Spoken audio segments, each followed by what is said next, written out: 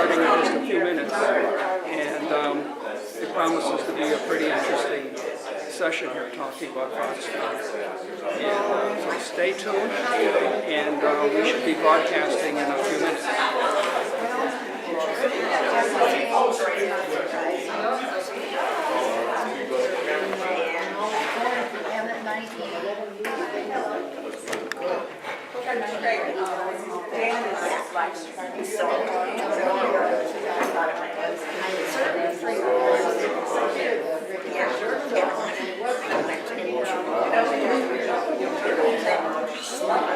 Good career.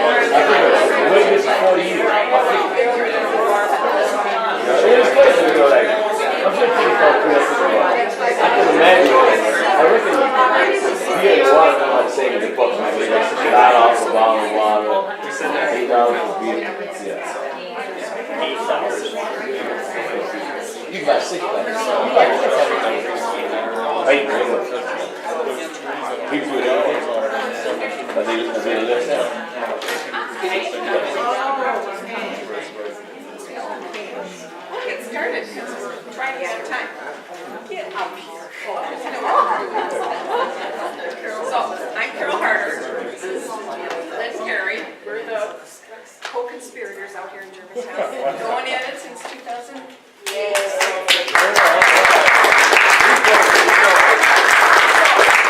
Just to make this a little more personal, really quick, let's just go around and give our name, where we live, how long we've lived here. So, and I'll start.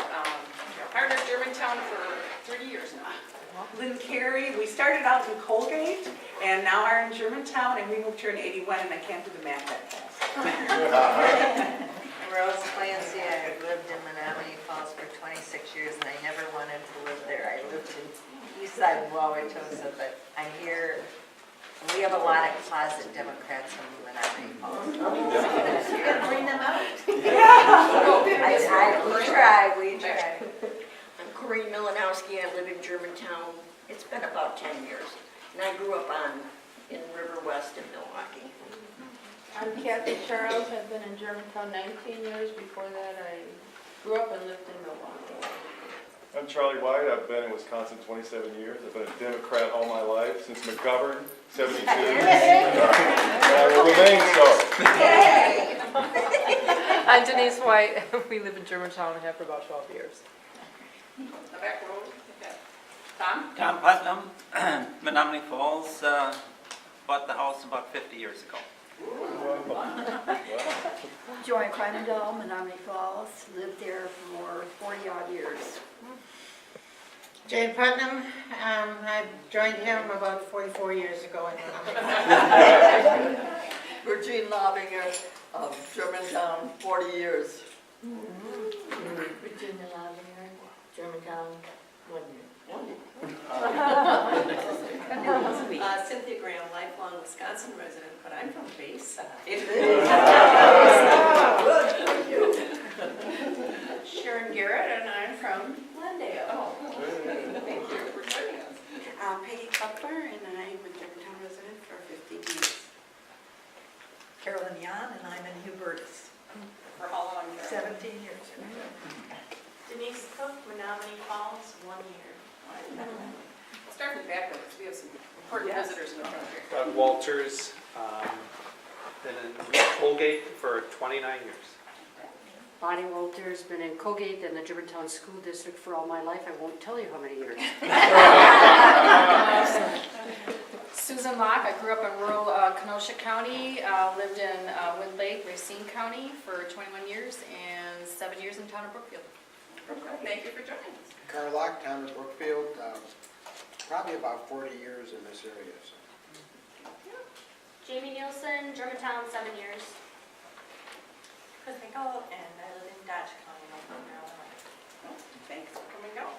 Martha Henry, Muskego, 17 years. Oh, Richie Reader, Germantown for a quarter century. Peggy Reader, Germantown, 25 years. Solomon Johnson, Germantown, 23 months. 23 months, he's our new resident from Milwaukee. We'll go over here. I'm Deb Anderson. I'm from Rochester, New York, but as a military wife living all over the United States. I've been in West Bend for 35 years. Joan Palmani Hansen, Hubertus, 32 years, and you can tell where we're from. We live in Wisconsin, and we're lifelong Democrats. My name's Eric. And for those of us who are looking for a change, I'd like to introduce the candidate who's going to run against Knodel.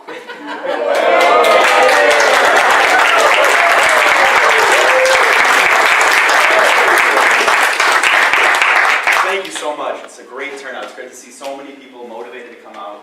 My name is Mike Thorough. I'm a Milwaukee fireman. I was actually born, raised in Mequon, went to Homestead, moved away, brought the Nigeria, my family back as soon as residency was lifted, and now we live in Mequon, actually a mile away from my mother's house, so my wife is not too pleased, but it's okay. We love Mequon, so yeah. Thank you so much for coming out. I'm really looking forward to the presentation. And bring you with him. Yes, this is my number one staff. I'm John, I'm my staffer. So much more.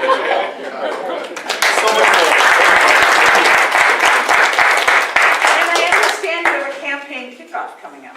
We do, yes. So, yeah, we're official. So we have a website, Mike Thorough for Assembly. I'd love you all to go there and check it out and see what you think. We're going to be doing a kickoff next month, middle of the month. The day's not ironed out just yet, but look for us sometime. THUROW. And I have cards too I can throw in back if anybody likes to see it. Yes. So, thank you all so much.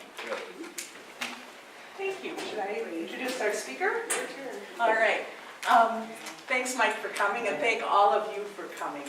And know that we're going to have plenty of time for questions and answers. Dr. Kraig is willing to take on any question you have about FoxConn. And I'm just going to give a little background, very short, about how this happened. We had a meeting with some folks from Organizing for Action National, and they were talking about what was going on in Wisconsin. And FoxConn came up, and people had lots of questions. Other people, Joan was there, Carolyn was there, Kathy, a lot of people were there.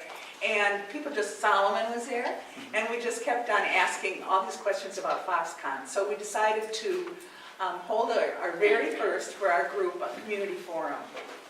And here we are. So it's kind of really fun, and when we talked about who would our speaker be, one person came to mind immediately, and that is Dr. Robert Kraig. Those of you who belong to Citizen Action, anybody belong to Citizen Action? All right, look at that, yay. No, Dr. Kraig is the executive director. He is well known for health policy and strategy here in the state of Wisconsin. And you can hear him weekly on one of my favorite podcasts called Battleground Wisconsin. And actually, Joan was also on the podcast with Dr. Kraig not too long ago. And it's on the radio, too. And it's on the radio, yes. 15:10 a.m. on Sunday afternoon. Which was also a product of the work that Citizen Action did, Progressive Radio here in Milwaukee. 15:10 a.m. So I could go on, and I'm sure you don't want to hear that. So I will stop right now. And Dr. Kraig joins us. He has a PhD from UW-Madison, so he's been in Wisconsin and for quite a while, and does amazing work at Citizen Action.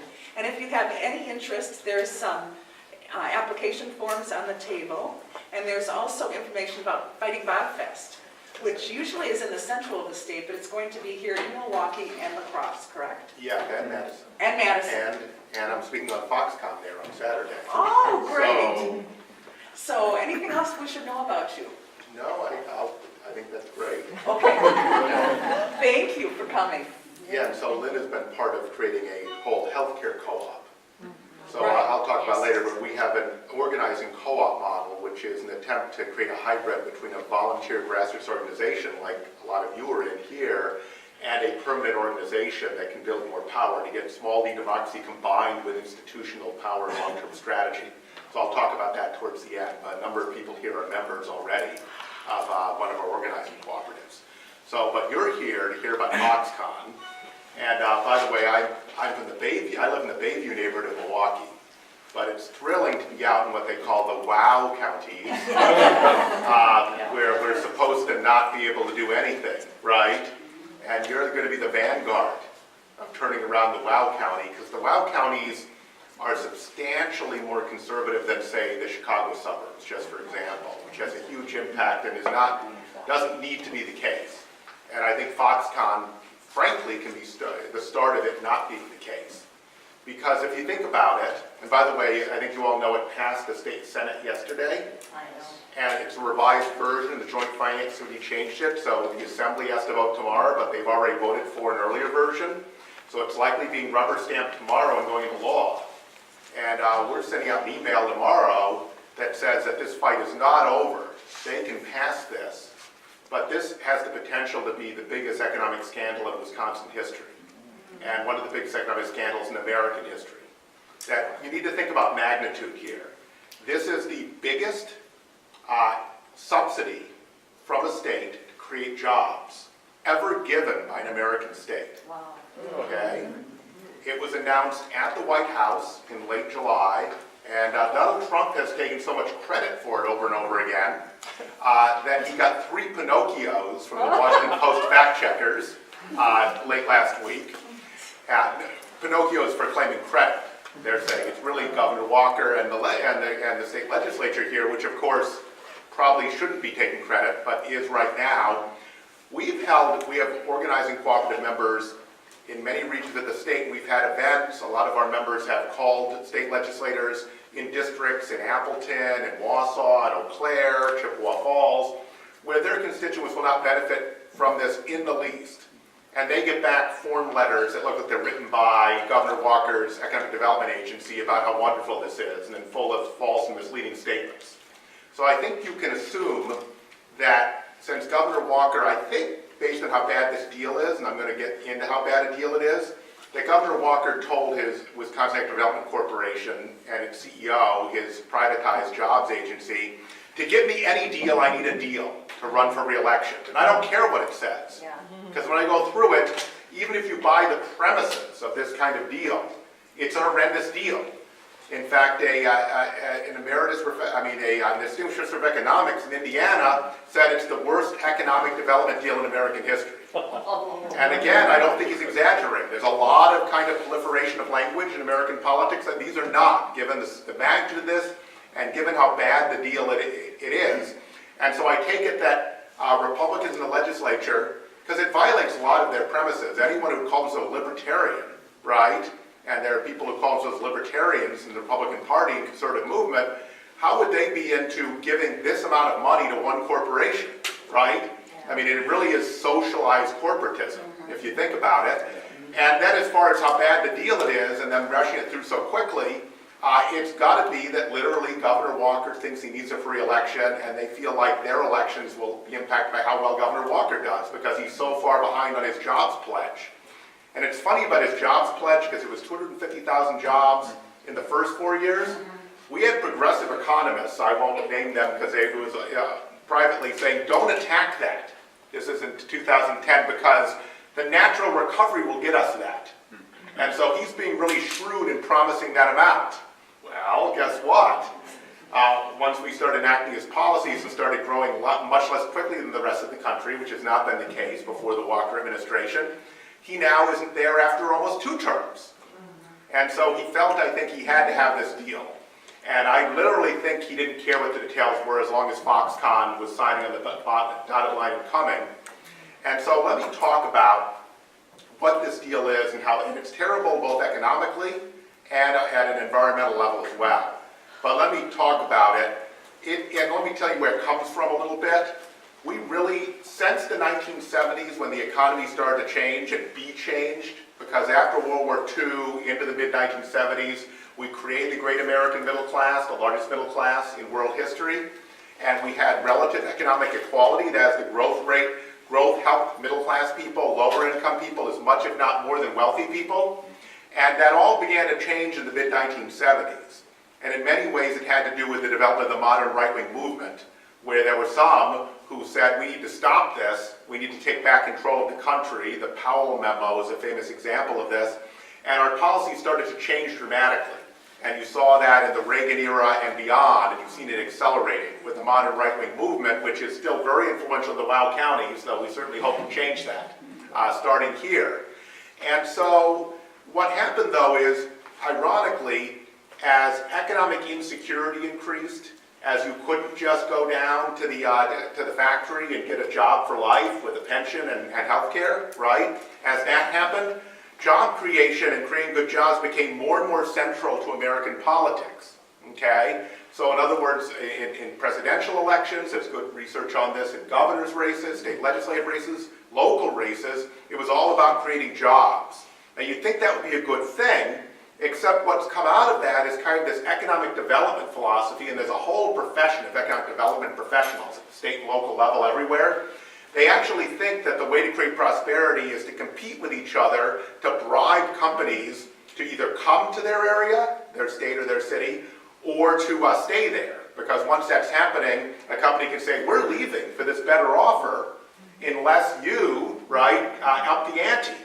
And that has shifted costs dramatically, ironically causing more of a tax backlash, right? Because corporations have gotten out of paying for the infrastructure, the education, the other things they need in order to make profits. So they've shifted costs on everyone else, right? But in addition, it's taken it away from the whole country. The New York Times did an investigative series a few years back that found that $80 billion, $80 billion is spent every year by state and local government trying to bribe companies to come to their state or their city or not to leave. And so it's really been a race to the bottom, and there's good research on this. And by the way, the good research shows there was a study of all of these giveaways, right? And it found they're completely unrelated. That is in terms of, in other words, what I'm saying is how much a city spends, how much a state spends, it is spending. If you don't claim tax money that's owed to you, that's spending, right? How much you spend has no relation to how good the economy is in your area, whether wages are going up or down, or prosperity generally. And the only relation they could find is political. That is, the more conservatives were in charge, the more was done. But it didn't have any impact on the economy, on job growth, on wage growth, any of the factors it was supposed to, okay? And so that's bad enough. So we're already spending $80 billion. The problem is FoxConn is supersizing that, like a lot of things in the Trump era. So this is the biggest in American history if you look at a direct payment for jobs. And it's actually terrified other cities and other states because they think this will be the new ante, so to speak. So Amazon is currently has 23 cities, including Milwaukee, bidding for their corporate headquarters. And you think Amazon isn't saying we want a deal like FoxConn got? And that Amazon gets it, who else gets it? So we're further accelerating the complete defunding of public services and public treasuries for no overall benefit. And it goes into corporate America and Wall Street.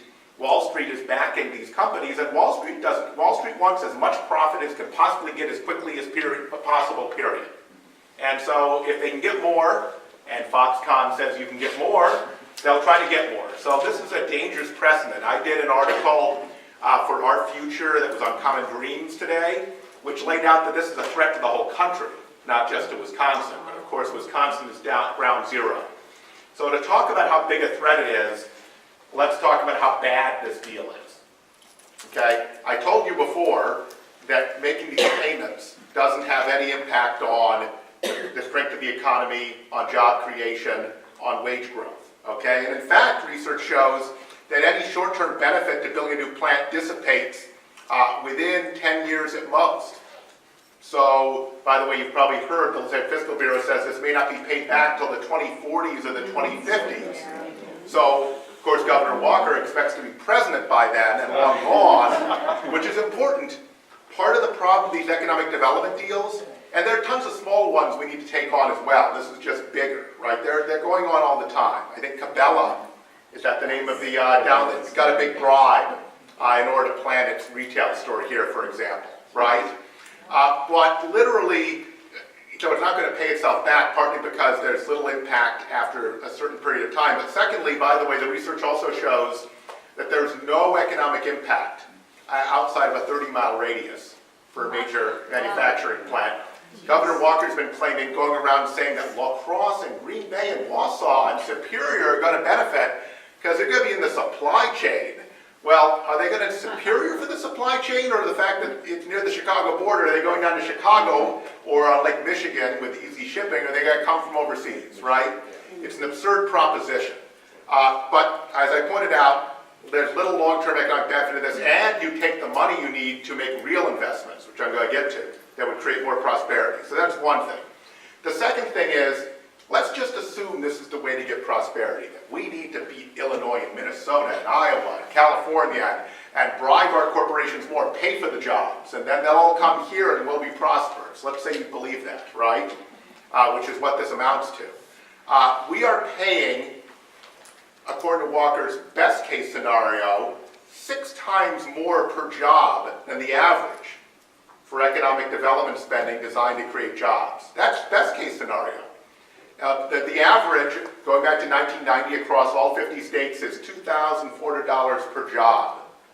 Now, 6 times more is a lot more than that, right? That's the best case. Worst case, looking at, let's say, a fiscal bureau and what they say and others say, like our friends at Kids Forward and the Wisconsin Budget Project, it could be $53,000 per job, okay? So it could be, I think you guys do the math, more like 30 times more than the average.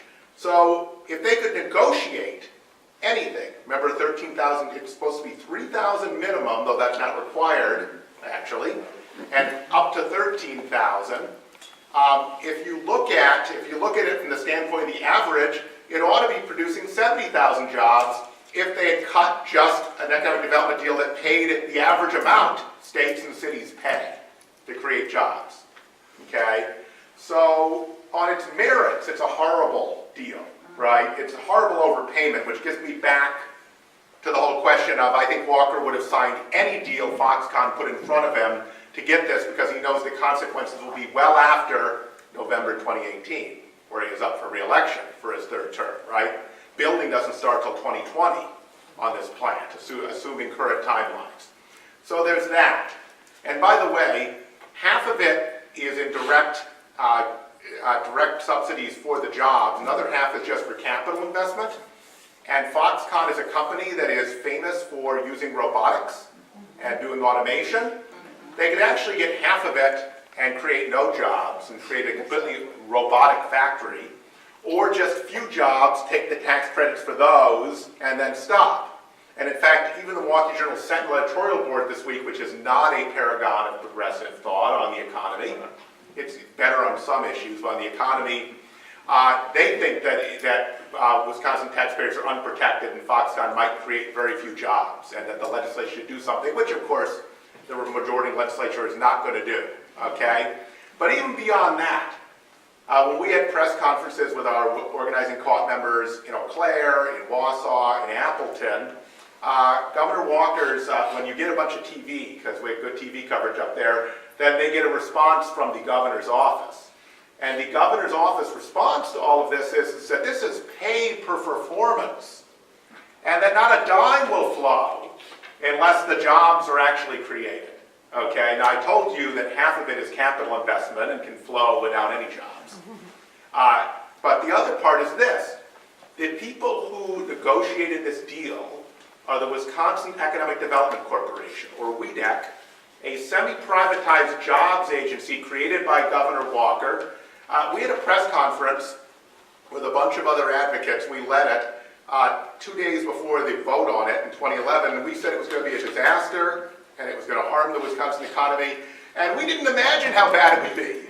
If you go back to my press release, it's lame, because we couldn't have predicted how bad this would be, because we were looking at other states that had done this, where the results were not good, but not this bad. There have been repeated audits showing this agency has given out bad loans, doesn't collect the loans, pays companies who don't create jobs, doesn't go get the money back, goes and changes the contracts later and says, okay, you didn't make the job, so we're just going to change the contract and say you didn't have to create any jobs, right? The latest, and this isn't just ancient history, because they keep saying, oh, it's improving, and everything's improving. The Legislative Audit Bureau report in May this year said that WEDEC still does not require the information you would need from companies to actually verify the jobs that they claim to create have actually been created. In other words, they don't ask for payroll records. They don't do anything to make sure it's an honor system. Now, can you imagine that? They're running around trying to decide, make sure no one gets food assistance who doesn't deserve it. Yeah. But we have an honor system for giving out hundreds of millions of dollars to companies. Another part of it is, quite frankly, they don't look at net jobs. So companies can go and create this group of jobs and then outsource more jobs overseas. And we've identified at Citizen Action Wisconsin a number of examples of that. Did a whole lot of events during the last election on that. And so they don't even collect what the existing workforce is of the company, okay, according to the Audit Bureau. This is according to the Audit Bureau. So they don't know if there's been net increase in jobs. So no wonder they don't actually enforce anything on that, though they were opposed to all of the reforms we and other progressive legislators were offering on that, but they wouldn't have anything to enforce it. So we're going to put them in charge of the biggest payment, cash payment, for jobs in American history. When they can't, a lot of the projects we're talking about, the company offered 50 jobs, you know what I mean? They can't track that. And by the way, and I've cautioned people, we had a media news conference, teleconference call Monday. A lot of media and even some Democrats give them benefit of the doubt and say they're incompetent. They need to learn how to do things. After a certain time, I think they don't want to collect this data, that it's actually their policy not to hold any company accountable. And there's certainly evidence that shows that a majority, actually, of companies that get WEDEC grants and loans and tax credits are contributors to Governor Walker. Their leaders are. So you can think about, just as I talked about the political motives for FoxConn, what the motives are for WEDEC not holding anyone accountable for actually creating the jobs the public is paying them to create. Okay? So by these standards, right, if you consider how much we're paying over the market rate, I mean, it really is like paying $1 million for a $150,000 house, okay? Or you can do the same argument with a car, what have you, but imagine that. Imagine if you was paying $1 million per car for the state fleet. That would be a big scandal, right? But the problem is with cars, people know what they should cost. People don't know what a job should cost, so to speak. So there's that whole question. So even if you accept Governor Walker's premises and the premises of all the people defending this, it's a horrible deal. By the way, in the assembly, I sat around for 10 hours to give testimony, and they had all of the invited witnesses speak for us before the public could say a word, right?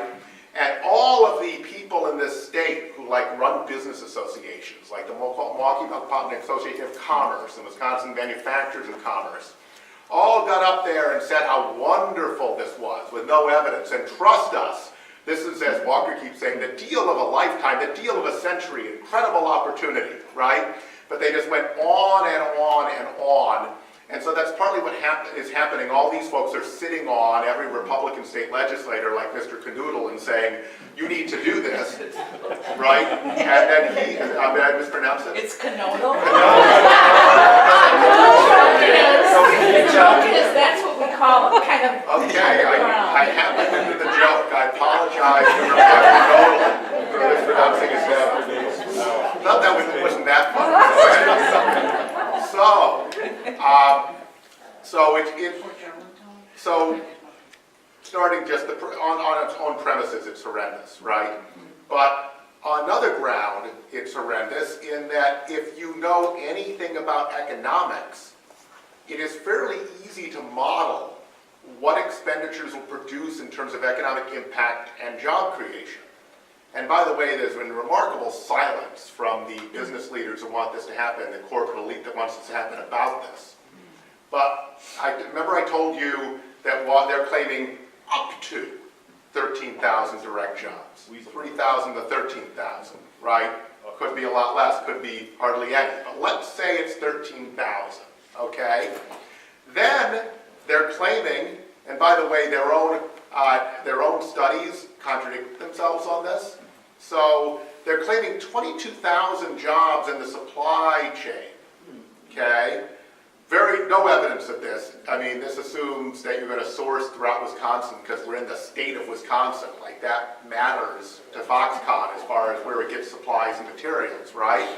But let's give them the 22,000, okay? Though I don't even think their side believes the 22,000, okay? So 22 plus 13, it's 35,000, right, jobs, by their best, most rosy estimate, okay? So Robert Pollan, who's a UW-Madison graduate, a professor at the University of Massachusetts, has a very good economics team. They did analysis of what a direct investment in education would create, what a direct investment in healthcare would create, what a direct investment in renewable energy would create, okay? And in renewable energy and conservation, energy efficiency, it would create 52,000 jobs if you invested $3 billion, and you could invest it all over the country, all over the state, not just in one part of it, right? And by the way, you'd be making the clean energy conversion we need to do to prevent a catastrophic climate disaster. So, and you'd be creating energy jobs here. We don't get energy jobs by bringing coal in or petroleum in, right?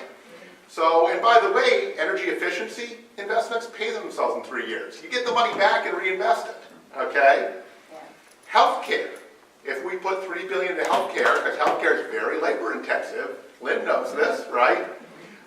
It would create 62,000 jobs. And then, by the way, we'd be giving people access to healthcare, which would be a nice thing. So there's other social benefit, and everyone needs healthcare over the state. The one thing that does grow in every part of the state is big hospitals, right, and other health systems, because we have an aging population. And so that would create a lot more jobs than the 35,000 jobs, right? It's a direct investment. Education. Education would create over 80,000 jobs, because education is very labor intensive, right, currently. Though I think we have a state representative saying we should just go to distance learning and get rid of the teachers. I think we did a couple of years ago. Yeah. It was Mr. Canodal. There you go. So thank you for that. Ron Johnson also said something. Yeah, that's right. I was remembering Ron Johnson's, I think. Yeah. You're right. But there's Canodal and Darling also have talked about that. So, and think about this, right?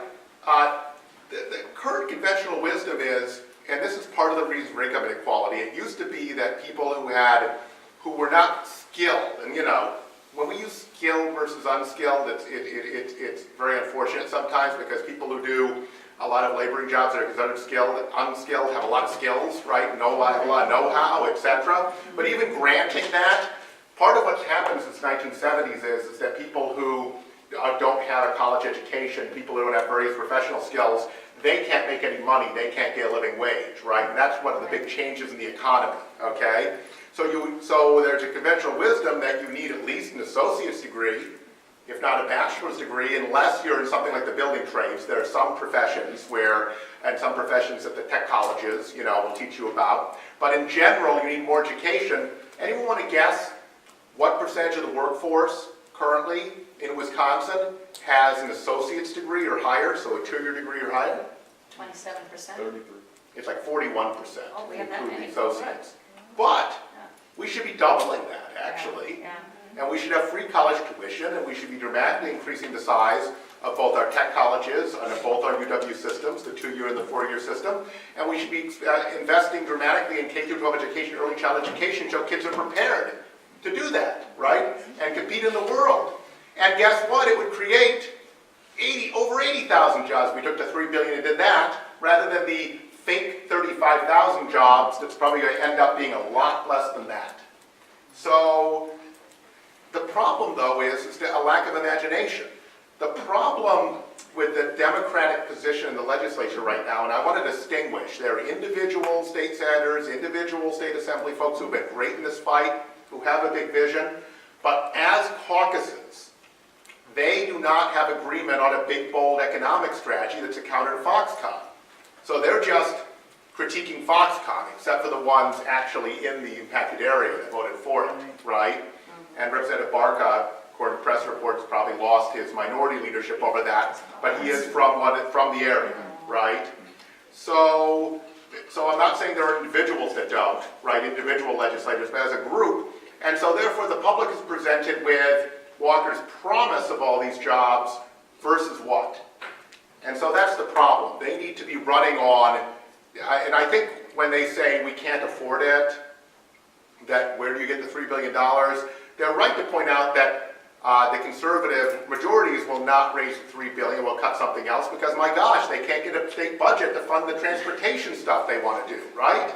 So we know that they have a problem where they have a little problem where they want to spend more than the revenue they want to generate because they've doubled down so much on tax increases for the wealthiest among us, right?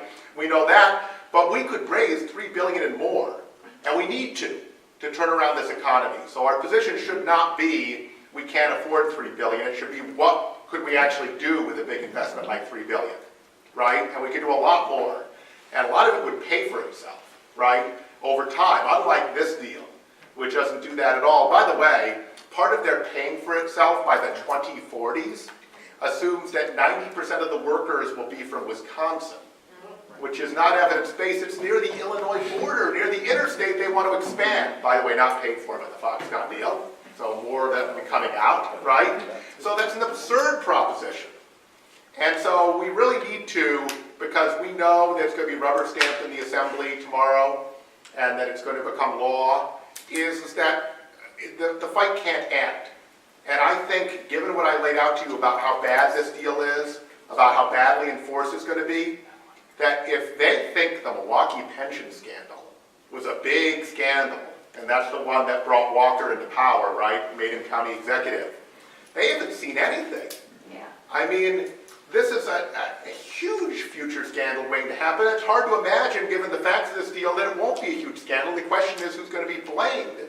And I think this could be something, a huge issue in this next election, because all the polling that's not kind of push polling, there have been plenty of sides that have tried to ask the question in a stilted way to get the right answer, show this is deeply unpopular all over the state. Because it doesn't seem right to people to give all this money to this company, this big foreign company, this multinational corporation. By the way, I didn't say anything about this corporation. This isn't like making a deal with some, General Motors, which has its problems, right, and has done some bad things. But this is one where literally they've used child labor. They have a whole series of broken economic pledges all over the world and in this country, which gets back to the lack of enforcement, right? But beyond that, this is a company where in some of their Chinese factory there were rashes of suicides. That's how unbearable the conditions are. And their answer wasn't to change the conditions, it was to outfit the factories with suicide nets. And they felt like they couldn't control their workers well enough, so they literally, I'm not making this up, Walking General Stuff discovered, hired a zookeeper to advise them on how to control their workers. Oh my God. That probably has more merit than the other stuff. Right, and then we go, bring this, there you go. And then we go, bring this company, this is the company in. I mean, as they would say, I don't want to be too sarcastic, but what could go wrong? So I really think, that this could be a huge election issue. I didn't even talk about the environmental precedents here. So let me say something about that before opening up for questions. And that is, or the thing about the Supreme Court. So let me say a little bit about the environmental. Obviously, by the way the deal was negotiated is FoxConn hired a big fancy consulting firm to play the states off against each other to get the best deal they could. And clearly the provisions are coming out of what FoxConn's demands were. I don't think they were invented by Walker or the legislature. So apparently they didn't want to have any environmental impact statements. So they're not required to have those. They want to be allowed to take wetlands out. They have to replace them, but they can be anywhere. They can put them in Superior, which of course it frustrates the purpose of wetlands, which is to actually control flooding in the area. And guess what? Kenosha and Racine have been, Walker's asked for it to be declared a national disaster area because of flooding now, pre-FoxConn. They can redirect rivers and waters, and they're going to take billions of gallons out of Lake Michigan, okay, without any oversight. And by the way, Racine is going to give them, some people think, over $1 billion in tax-insurance financing, and their towns and cities and counties, including Wisconsin, have gone bankrupt when a company left. So FoxConn abandoned ship after 10 years, we're seeing may well be bankrupt because it'll be left holding all of that debt. So that is, which is unbelievable, actually. And so from an environmental standpoint, guess what? It's the same problem.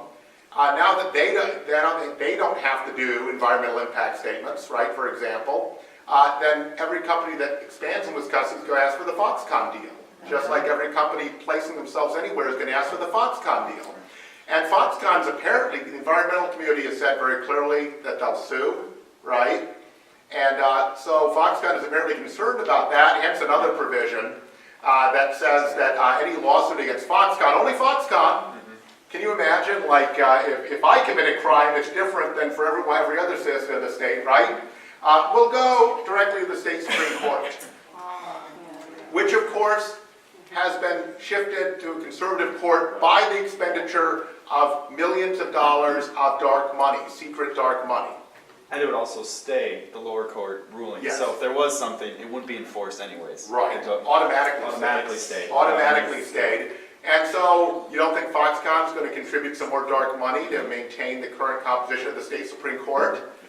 Of course, these folks are framed as originalists, but actually they're simply reliable and always side with Foxconn, and that's all they're reliable, no matter what intellectual process they all achieve to get there, and constitutional argument they make. So I think we need to see this more broadly. I'm going to open up for questions. I want to say that really,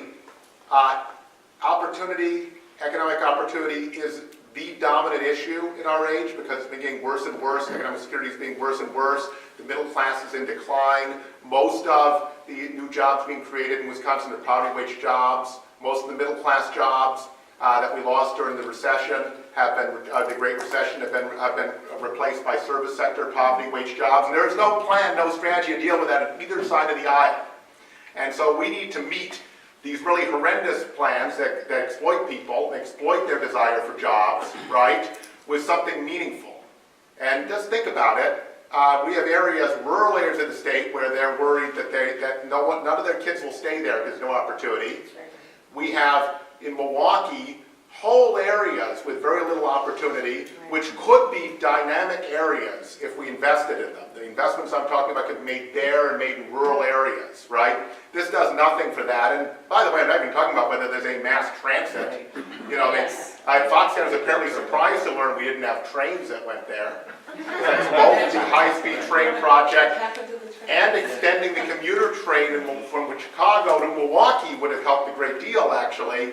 So now you have to drive a car down an interstate in order to get there. They would have been able to get the people from Chicago area up to, that's right, to Foxconn a lot quicker. That's right. But that's international, right?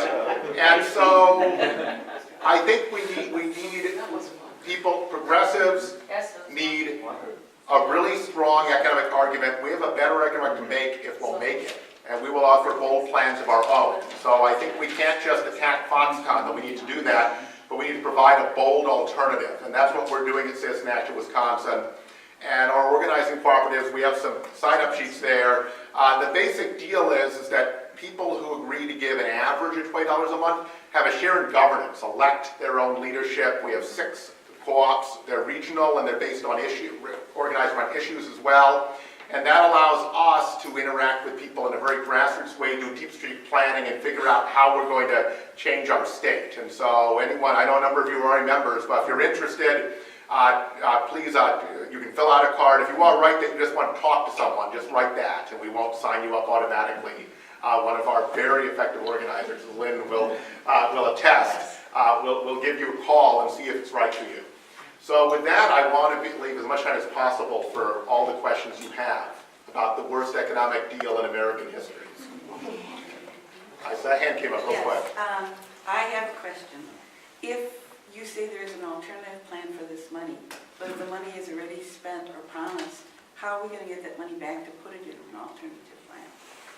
That is a super good question. We will need to, since Walker, by the way, the reason it's a direct cash payment is because Walker already made most manufacturing tax-free with the manufacturing agriculture tax credit. So what this is structured as is, in the high leak years, a $311 million payment per year from the Wisconsin Treasury, okay?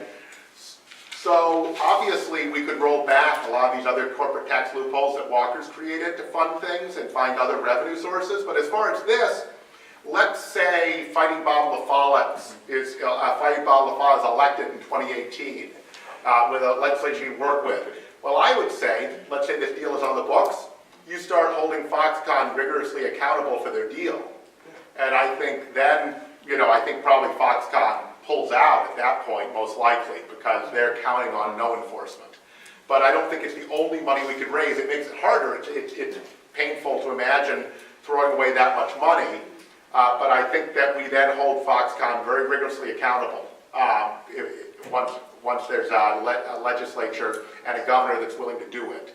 But otherwise, we have to find other money because we're going to have to invest.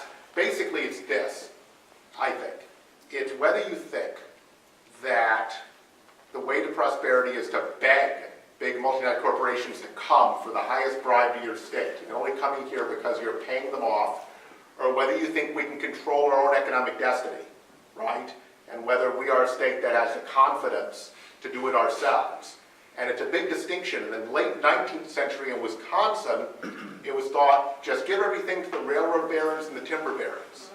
And then when Fighting Bob LaFollette came in and a lot of other progressives, they said, why don't we build a first-class UW system, technical college education system, K-12 education system? Why don't we do workers' compensation, unemployment insurance, a lot of other things to support workers and make manufacturing jobs, which were likely to kill you back then, good jobs, and that would create prosperity. And then we create prosperity that way throughout the 20th century. Now it's all been forgotten, and we're going to have to relive the nightmare of the late 19th century, the Gilded Age again. But I think we have to invest the money. Hopefully we can get this back, but if we can't, then we need to invest other money. Okay, I just follow. So really how I see it is FoxConn has a plan in place, whereas we don't. That's right. Good point. Yeah. And what Don't happened be is they beat us to the money because we didn't have a plan in place. No, I think that's right. And I think we need to get the public, including the WOW counties, to see that. And it very much is like this. How many of you would buy a car if you were told, this deal's only good for the next hour? But that's what they're saying. There's some dispute about whether FoxConn said that or Walker said that, but there's this deadline that they're supposedly have to do in September or the deal's off. Well, that's usually a sign of a scam, isn't it? Yeah, it is, yeah. I have a comment and then a question. First of all, it has to do with how hard, I think it was Waukesha had to fight to be able to access Lake Michigan water. And now we've got FoxConn coming in. When you're working with glass, you're using a lot of water. That's right. And then what do they do with disposal? That's right. Where is that going? Have they talked about that? They're not responsible. They're not for the responding. environmental impact. They didn't testify. So The answer they give in the hearings is that whatever federal rules exist will control. But of course, who is in charge of environmental protection? You see now, the climate denying Scott Brewer, the Trump administration. So this is all very unclear, and no one has made a clear case. In fact, that was one of the reasons the one Republican senator voted no, Robert Coles, from outside of Green Bay, in East Wisconsin. But yet there's nothing that reassures anyone, which is why they're trying to make sure that the lawsuits go nowhere, because they get expedited straight to the bought and paid for state Supreme Court.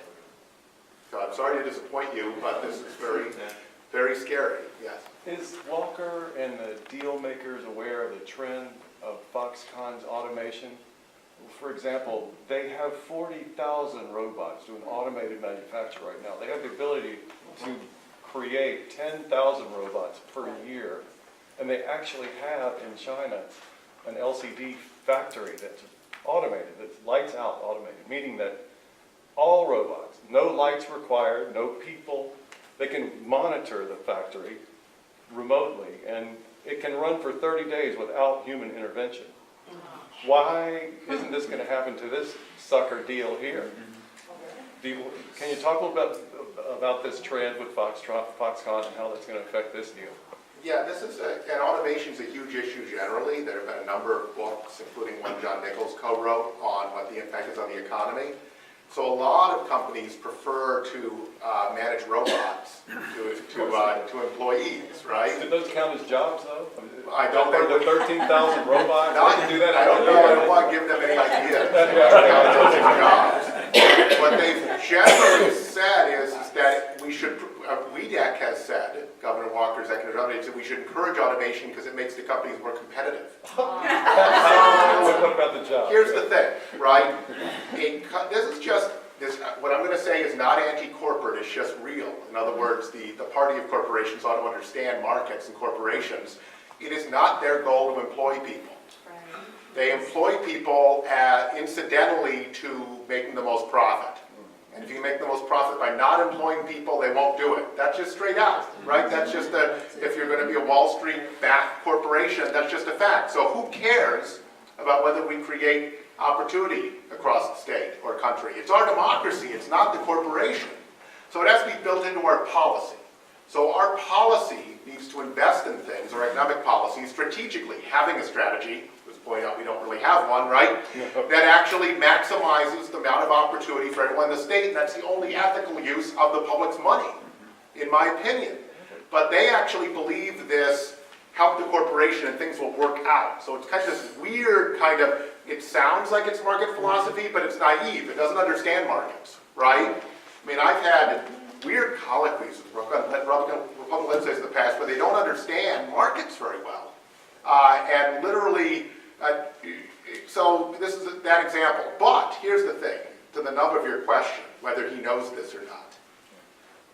One of the problems with these, this has been documented with these kind of corporate giveaways, economic development deals, is that the politician taking the credit for the deal rarely is around when it goes bad. And so what he may know, but he doesn't care. And the people around him may know, but they don't care. If you listen to the hearings, when the Democrats, who did a very good job trying to cross-examine, like Representative Amanda Stuck, who's actually a co-op member of ours, Representative Jonathan Brostoff, who's also a co-op member, Representative Chris Zanicki, who also is Representative, and other representatives that were able to ask questions, they just dodged the questions and started going on about how, well, I'm assured, business leaders, I've looked at this, and this is a deal we can't pass up. And they just repeat kind of long-winded talking points. But they have no answer to that. And in fact, even the Journal Sentinel editorial page is saying that there should be a required number of jobs. So if they're going to create 13,000 jobs, why not require it? With you and right, right. Well, it's part of the deal.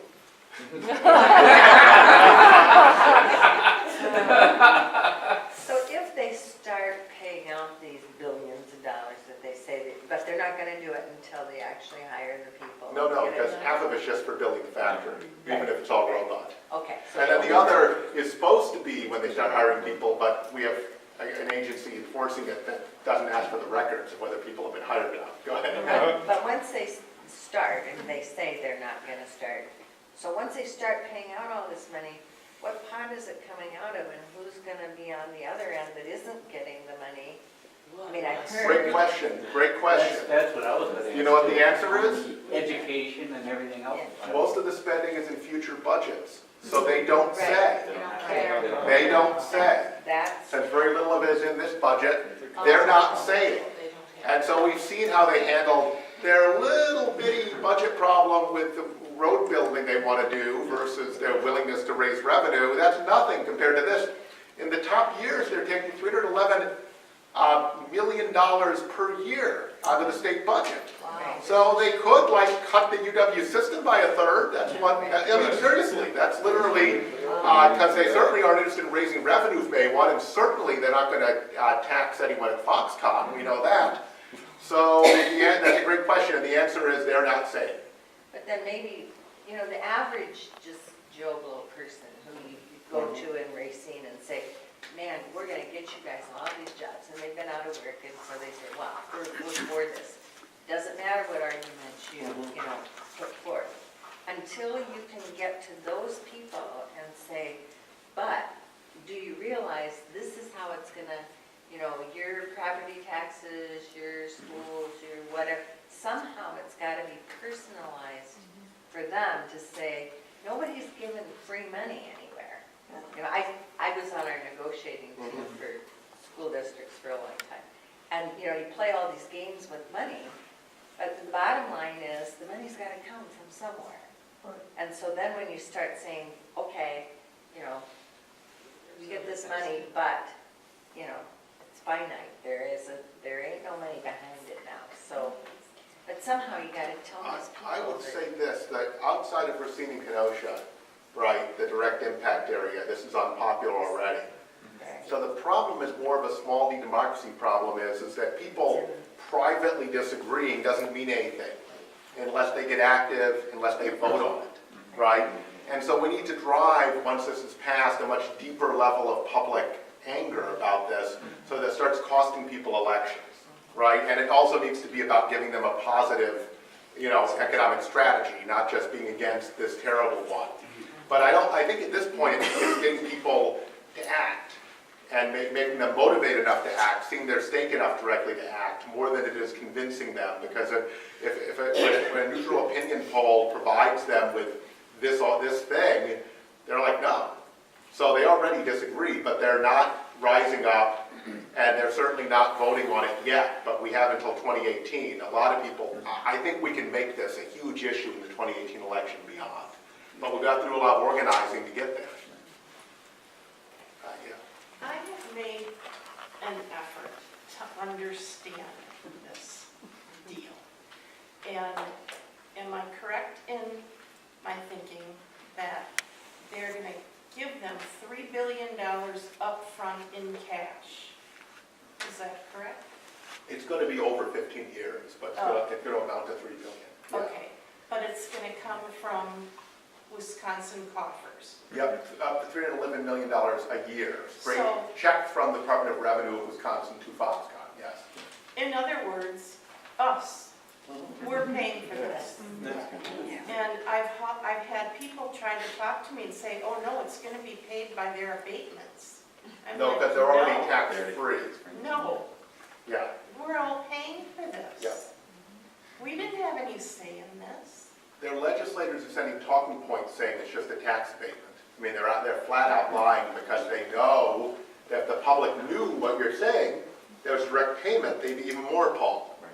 So what do you do in those situations when you're trying to be very undemocratic and authoritarian is you just say it's not true, you tell a lie. Even if you want a new school or library, you have to have a referendum to spend that little amount of money. And we had nothing. And, you know, Oh, that's right. there was that handwritten note that the original deal was written on, no bigger than this, for this whole thing. Hey, why did they say Mexico, people?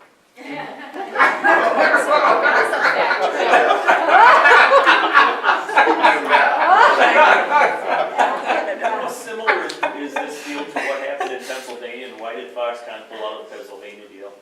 You know, I know they pulled out of the Pennsylvania deal and nothing's been built in Harrisburg. Right. I'm not sure what the provisions of the deal were, but I'm guessing, given how generous this is, that it wasn't as generous.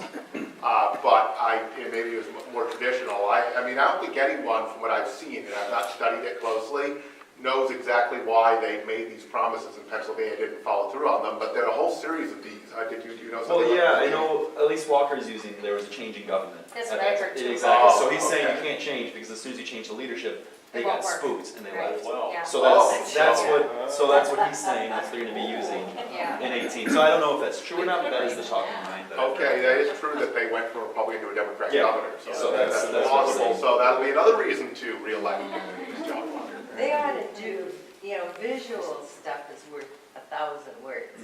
And when they had that article recently in the journal about the Harvard, Illinois, when Motorola pulled out of there, Yeah. and the visual look at that I mean, they were just decimated. The whole town is decimated. whole area. So maybe they ought to blow up those pictures and say, no, if this doesn't work, look what could happen. And it could. I mean, literally could. What's Yeah. to say all the good corporate partners with our state say, oh, Yeah. I want more now. No, you're totally right. That's You what know, I'm I mean, if you're gonna give them $3 billion, I want more of it. Yeah. Or or on anything. For small businesses, But there's startups, nothing in and they it for talk that. about that. There's a lot, they may want the same deal, but there's just also a lot of kind of groupthink in corporate America where they support each other, Yeah. right? And they're supporters of Governor Walker and so on. I think you had your hand up there. Yeah, I was surprised on the news last night that the city of Kenosha mayor said, no, we don't want them here, but I'm encouraging Racine. Is this kind of like, not in my backyard, but we'll take the jobs that come from Racine, or is there more to it than that? Well, they had said, and Mayor Antaranian, the mayor of Kenosha, is the one who put this out, who's considered a very smart kind of municipal leader, been mayor a long time there. That part of it is that the way the state has structured it. And in particular, the state has structured it so they can't, the counties and the city can't get any money for the additional infrastructure costs or the public services or the police and fire protection, etc. So they expect that to be eaten by all the other taxpayers. So, I mean, if you think about it from Kenosha's standpoint, it's good, it's close enough. So people from Kenosha, in fact, this is also great for Illinois, right? In fact, Train Chicago Business said this is a great deal for Illinois. Thank God we lost because now they're going to pay for it, and a bunch of Illinois people are going to don't take the job, right? So it's the same thing, I think. So I think they have more enlightened enough leadership in Kenosha that they realized it was a bad deal. That I was saying before, you know that everyone heard of Brokaw, Wisconsin, which is bankrupt because a hedge fund company took over a paper mill where they'd done a huge TIF district. They just left, and they were left with all the debt. And so Racine is going to be in that sort of situation. FoxConn legally could leave in 10 years. And by the way, it all depends, when you talk about technology, you have to believe that LCDs are going to be the thing in the 2040s and 2050s to believe this is going to pay for itself, which is hard to imagine. I have a feeling it's going to look like an 8-track tape more quickly than that, right? I come from Kodak country, and I can tell you what happened to Rochester when Kodak changed. And all the blocks and blocks of buildings that have been taken down. So, I mean, it's... Well, right, because I don't need to develop any film That's right. or anything, right? It's amazing. Yeah, so that's the problem. Yeah, go ahead. I went to the joint budget hearing that they held, and after all the supporters spoke, the mayor of Kenosha got up and said without some change in the way the TIF is used, Kenosha couldn't go along with it. They just glossed over that. Yeah, and Didn't then matter, because then Racine will take it. I think Walker said from his trade mission in Asia that, oh, Kenosha is pulling out because they were losing in the bidding. Can you talk a little bit about the association between FoxConn and UW? Well, that's a really good question, because maybe you know more than I do, but sitting through the assembly hearing, the UW officials came up, and I took it almost as like hostage testimony, because their budget isn't approved. So they all got up there and said, oh, we're looking forward to working with FoxConn. There are wonderful interconnections between the UW and FoxConn. And the tech colleges did the same thing, though at least they asked for some more money for training, unlike the UW. And one guy got up and said, oh, I used to be at the University of Pittsburgh, and until we got Google in Pittsburgh, Pittsburgh was dying, by the way, since I know that city. Google did not save the city of Pittsburgh. But it was bizarre type cheerleading. But of course, they all are terrified that this state legislature and this governor will make savage cuts in the UW system again. So, yeah, it was pretty disappointing. Do you know something more about it? No, I just couldn't understand why they were doing that.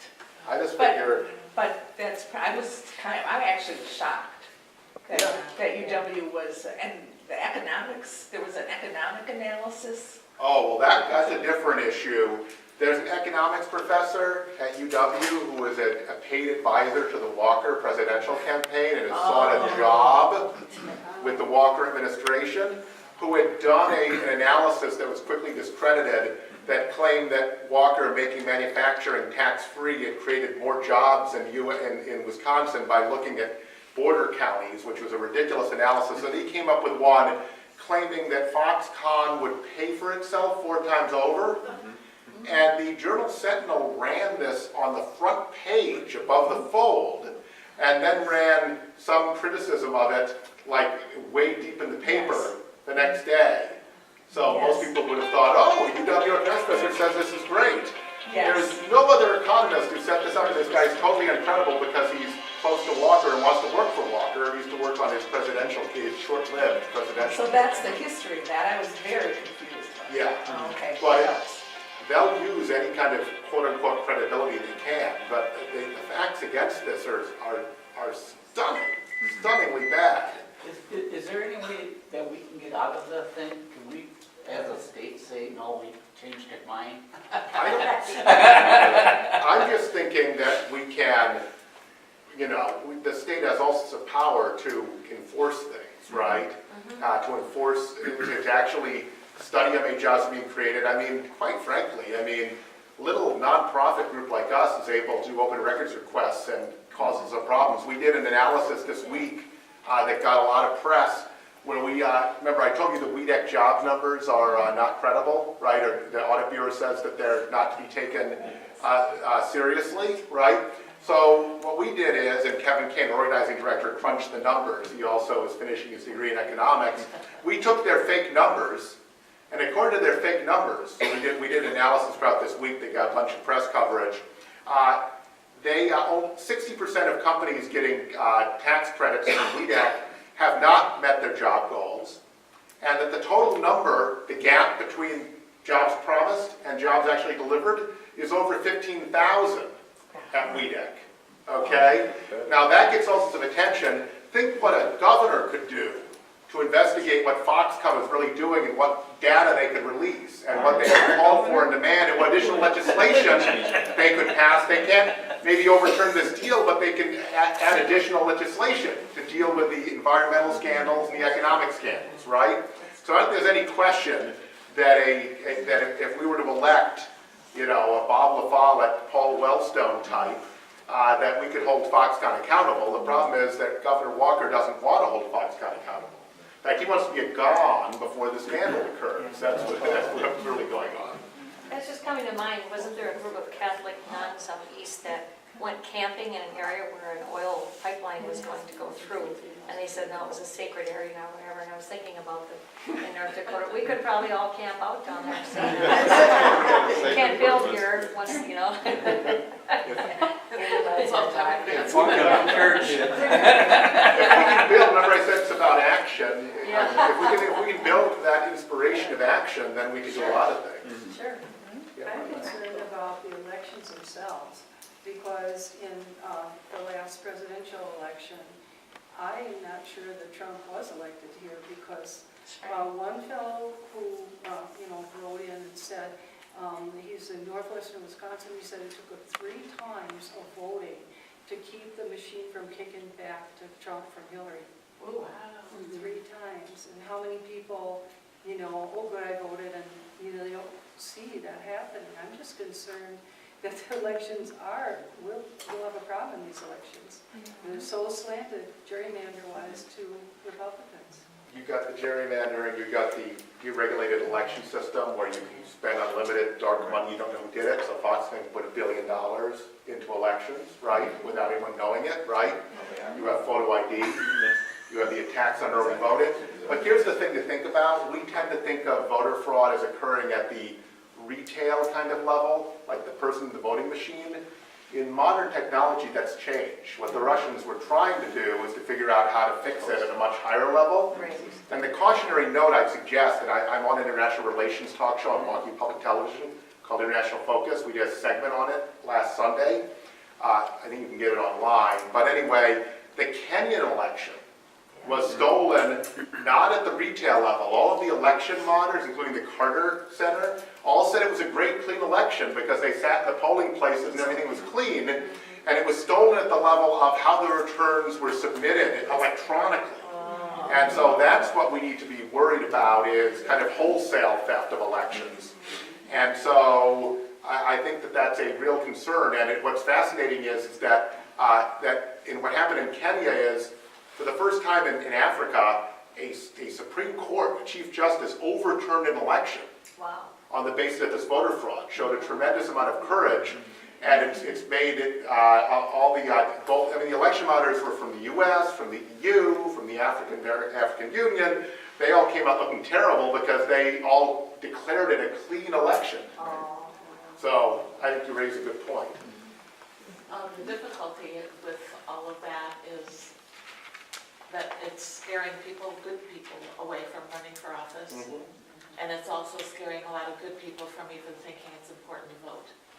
So, I mean, it's almost, and plus they're packing the Supreme Courts so that there's nothing that we could do to fight these things that are wrong. So ultimately, where does that leave us? I think it's a great point, and here's what we need to think about. Cynicism about our democracy, about what we can do together, actually are harmful to progressives. Because we're the ones who think we can use our democracy, and large-scale democracy is the greatest invention of the United States of America, right? First large-scale democracy, to do things in the world, to do great things. And so, ironically, things like the way FEMA under Bush II operated during Katrina, Hurricane Katrina, discredited government and actually helped conservatives in a certain way. So when they trash government, so in a bizarre sort of way, right, a FoxConn scandal that's coming will discredit government some more. So you're absolutely right to be concerned about that. And that's why we need a very positive message. It can't all be problem, problem, problem. When you go, and my PhD is in rhetoric, so I actually study this. Literally, progressives go and say a problem, poverty, et cetera, it makes people not take action. It makes them throw their hands up. So instead, what you need to do the problem, not telling you not to talk about problems, I'm saying it needs to be kind of a sandwich, where you talk about what we believe in, right? Then you talk about the problem, then you inspire people that we can still do this, that the country that sent a man to the moon, or human to the moon, I should say, a person to the moon, right, can certainly create a first-class education system, can certainly dramatically reduce child poverty and eliminate it, can certainly create racial equality, so you don't literally have a situation where you're much more likely to grow up poor and be poor if you're African American, or Latino, or Native American, or Hmong. We can do all those things, and the people who tell us we can't are people who don't believe in our country and don't believe in our democracy. So we need to. You should run for president. Well, we just all need to. So if you take a step back and see, it's not really impossible. I'll give you another example. Do people feel like stopping a global climate catastrophe is impossible? Because of our politics, right? Because we're in the wild counties, right?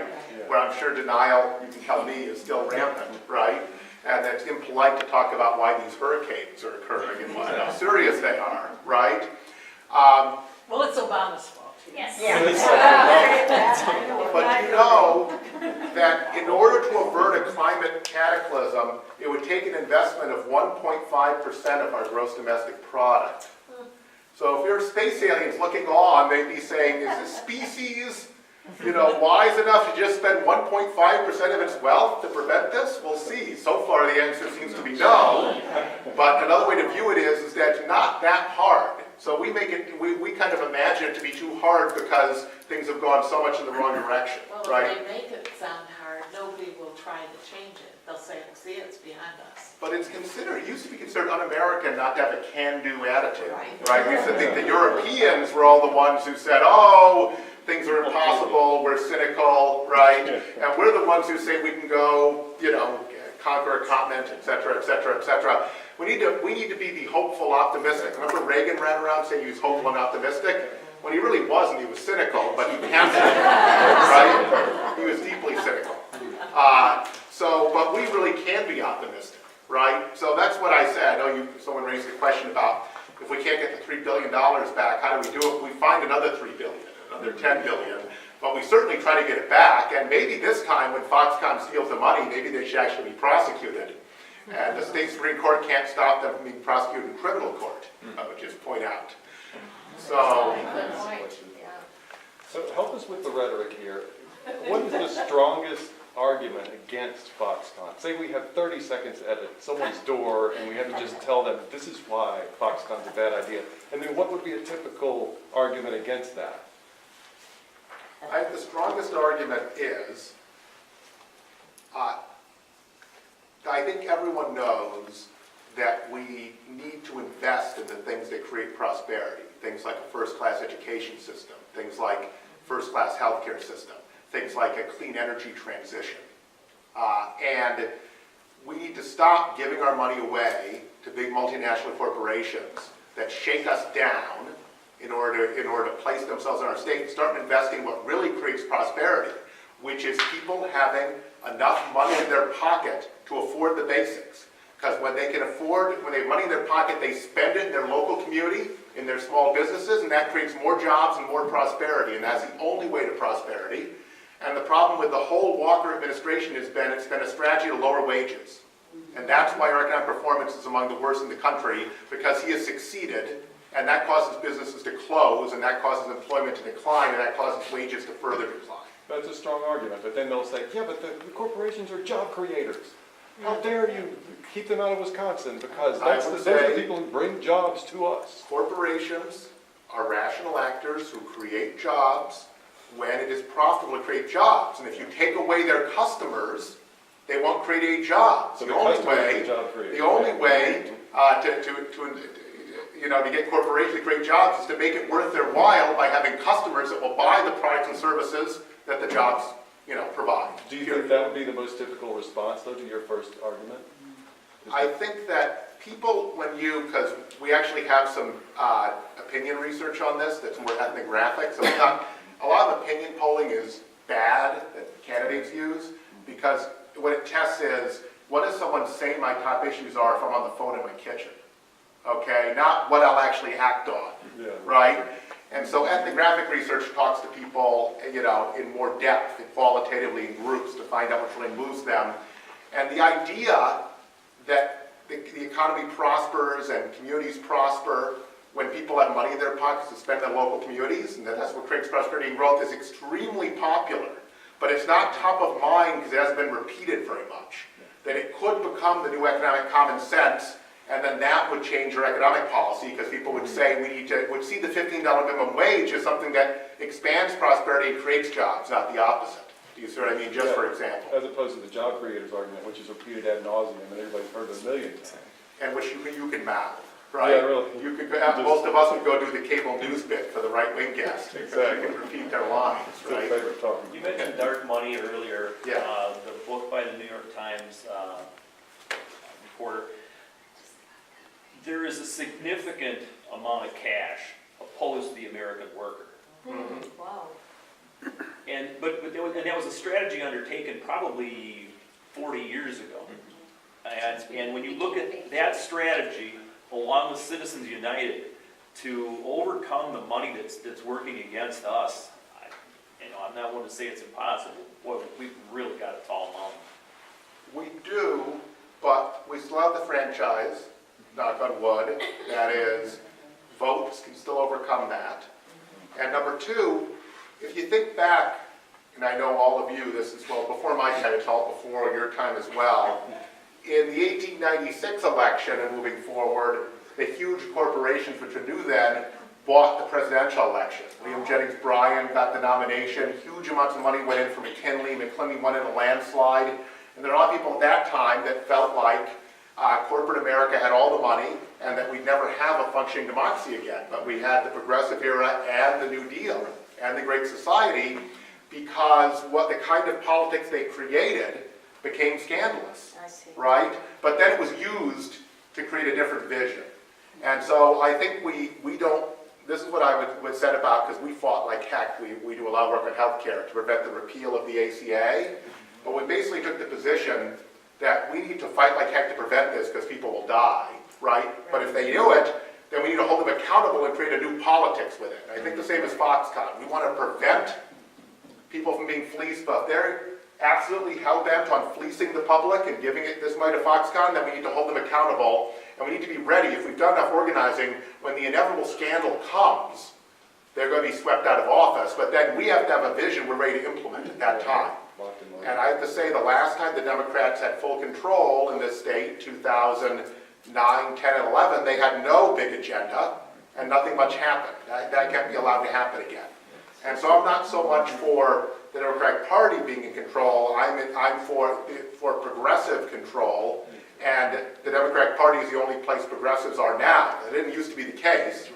In the progressive era, there were more progressives in the Republican Party than the Democratic Party, and maybe that'll change down the line, but this is more about values than parties. But it happens to be, not every Democrat's a progressive, but unless you're very radical, most progressives are Democrats.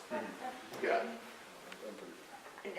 I'm just about done reading The Dark Money It's a book, great- and it's very discouraging, and you look and you get so down. But I've said to a lot of people recently, in spite of all that money and billions and the structure and the power and all the rest of it, Obama still won.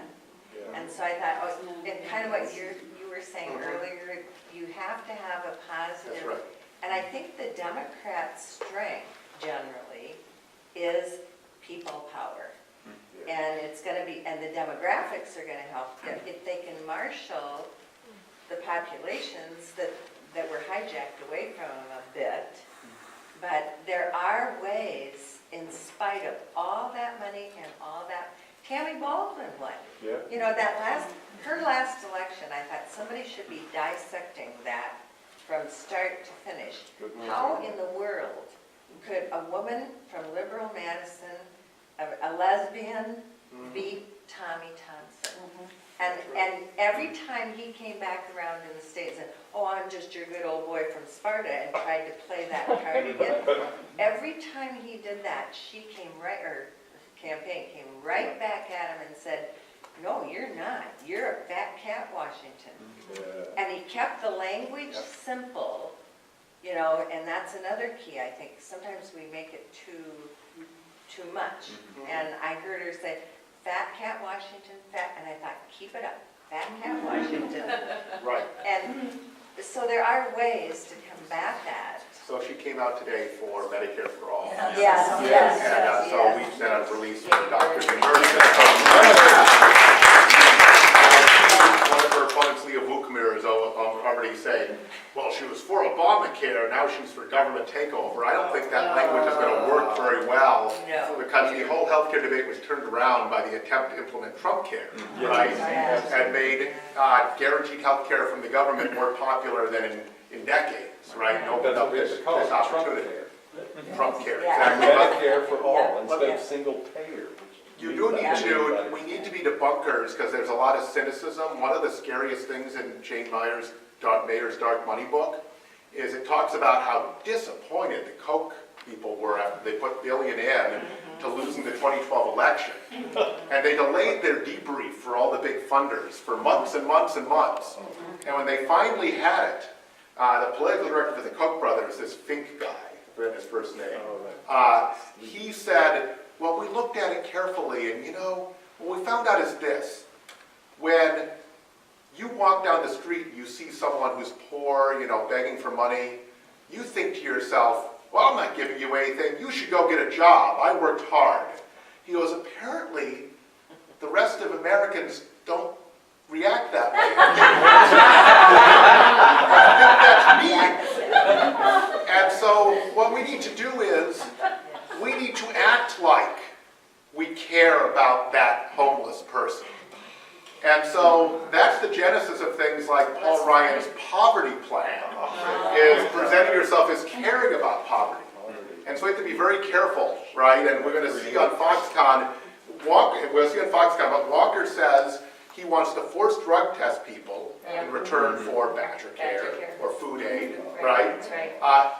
To help them so he can get them job treatment, which he's not providing, which they're waiting list for. But you see, it's framed as liberal.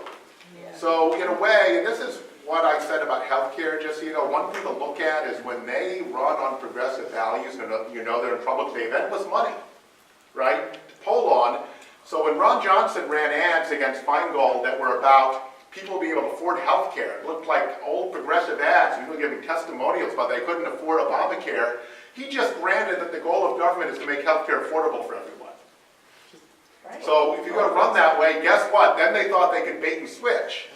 And not so much, and in fact, the biggest increase in the number of people who support that's the proposition that's the federal government's job to guarantee everyone has health care is among Republicans who make under $70,000 a year. So they're campaigning on it to attack Obamacare cynically, actually built progressive values in their own base. So, but whenever you see that, take notice, because it means that their polling says that we're right and that the public's with us. We just have to take advantage of that. I just want to build on what your comment was. What did Obama say? Yes, we can. And we have to have a message, not only pointing out the problem, but what we would do. You know, what's our vision? You know, how can we do it? Because just to say that's bad, that doesn't leave us with anything. But sometimes you're right about simplicity as well. So simplicity can be a word thing, like use smaller words, etc. But I think it's a policy thing.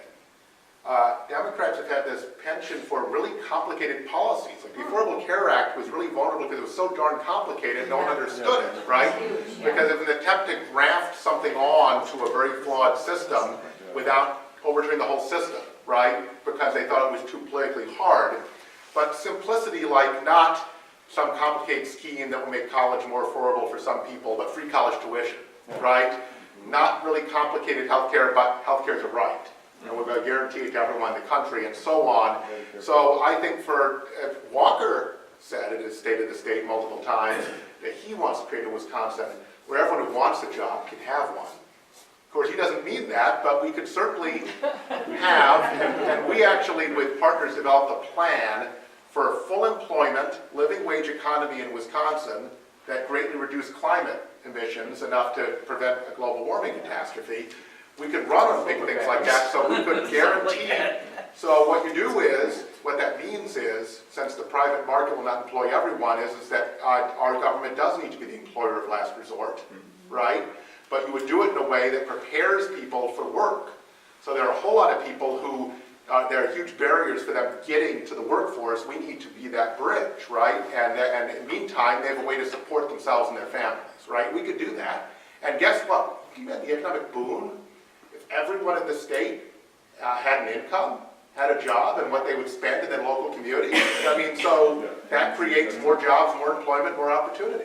Did you see the undercover thing? I don't know if it was on Vice or what, where a young African-American girl in Chicago is showing how most poor people have to work with the temp agencies now. Did you see that? I did not see it, but the temp agencies are horrendous. But they, get there at 4:30 in the morning, and because she was black, she waited till 10 in the morning. Everybody white got a job before her, and then took her to a plant that actually feeds Amazon their thank you cards or gift cards, and it was like 105 degrees in there, and they had a little thing that she could let them know, undercover, to get her out of there if she felt it was unsafe. And then she couldn't get out because the turnstiles wouldn't go back the other way. And it was like, this is right, and Chicago has issues. Turnstile was like a big gate that was. Yeah, they said, well, she had an ID and she had safety training, they said, and she didn't. And this is, we have employment. What kind of employment though do we have? Well, there are multiple layers of exploitation, in my opinion. First, you literally have, a rigged system where folks don't have access to a job. Then there's other folks who come in to exploit that, create contingent work, right? Yes. Then you have another set of folks that set up payday lending operations, for example, to further exploit people who don't make enough. And so one way to view it is to combine kind of an environmental worldview with an economic, is that this view of the economy is extractive. In other words, a payday lender is extracting wealth from a community and then taking it away, sending it to Wall Street. A contingent jobs aid like this is simply extracting as much labor from that person as they can and then leaving, right, once they've gotten it. And FoxConn is trying to extract wealth from Wisconsin to maximize their profits as much as possible, and then we'll leave. Sure. And we'll leave once they can't extract wealth anymore. As opposed to the idea of investing in prosperity and things like education or healthcare, renewable energy that pay back in return over and over again, kind of a renewable circular kind of vision. So we've got to stop falling for it, right, and stop allowing it, right? But that means, like payday lending, for example, we can't just be against payday lending. There's a problem with people who are very low income not being able to get from paycheck to paycheck. So we need to be able to provide low-cost bridge loans, right? In addition to banning payday lending, right? Ours is the worst interest rate in our state too, right? Yeah. Oh, we have no cap, so they're 500%. 500%. They got rid of the cap. Yeah. 584%. I'm sorry, I understated. I remember years ago when 20% was called loan sharking. Right. I remember our state, the state of Wisconsin, was the only one who didn't charge 18% on credit cards, and Alberta, Darling, voted it through. It was capped at like 9 or 12. Does anybody remember that? But I thought, whoa. She also said we can't pass up the FoxConn opportunity. Oh, Rent to own is another. One last question, anyone, before I let Robert? Yes, Peggy. Yes, I want to know those figures that you gave us, like what we could have done with that money. You know, if you would give us that, so that when we talk to people, we can say with that same amount of money, this is what we could have done. So let's see if we can do it. So if you go to Common Dreams or Our Future today, I have about a 12-word piece that has those numbers in it. Okay, yeah, because that's what we need. Common Dreams and also ourfuture.org. If you Google my name, it's spelled strangely, Robert Kraig. If you just put that in quotes, you'll find and put it like last 24 hours. So I wrote a long piece that has a lot of facts about it, but it was to a national progressive audience, so they know to worry that this is something that's going to You affect spelled it everyone. wrong, right? She spelled it wrong, right? K-R-A-I-G. Oh, it's AIG then? Yeah. Okay. I thought you were talking about common, I'm like, oh no. Our future. Where do you get a PhD in rhetoric? UW-Madison. Medicine. Madison has two different rhetoric PhDs, one in communication, one in English, actually. Seriously?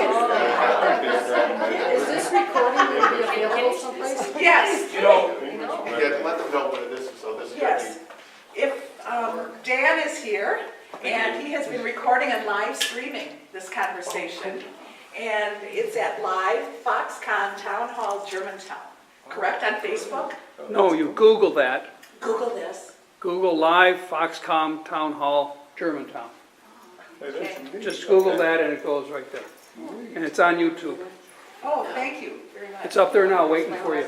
Great. I have a feeling you could go on and on. We'll post it too. We have a weekly newsletter. It goes every week. So we'll put this in. We'll put this in there as well. If anyone's interested in hearing from an organizer who's not a co-op member already, fill one out, and then it's just a conversation. So we love to have more folks involved. Yes, and it's really a wonderful organization. Lynn is very involved. So. It's great.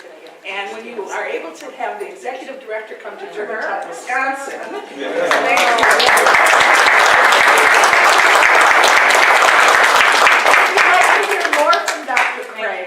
on Citizen Action, you can find where he'll be, where he's speaking, and then, of course, the podcast, 1510 AM, the Progressive Radio. And it posts on Friday mornings, and you can also get by email. But if you go to if you Google Citizen Action Wisconsin, our website will pop up as the first thing. But the podcast radio show is done every week. We do it Thursday morning, and then it's on the radio Sunday, but you can listen to it anytime Friday morning forward. Yes.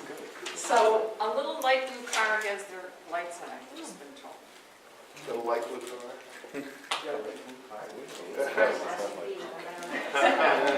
So with that, I want to thank you all for coming. We do have snacks and some water here if you'd like to stay and talk with each other. And I don't know if you're able to stay a couple minutes. You have a long drive. Yeah, maybe 5-10 minutes. 5-10 minutes. Where do you live in Germantown? Baby. Baby, as we all sigh. I can leave in 5 minutes. Yeah. Thank you all.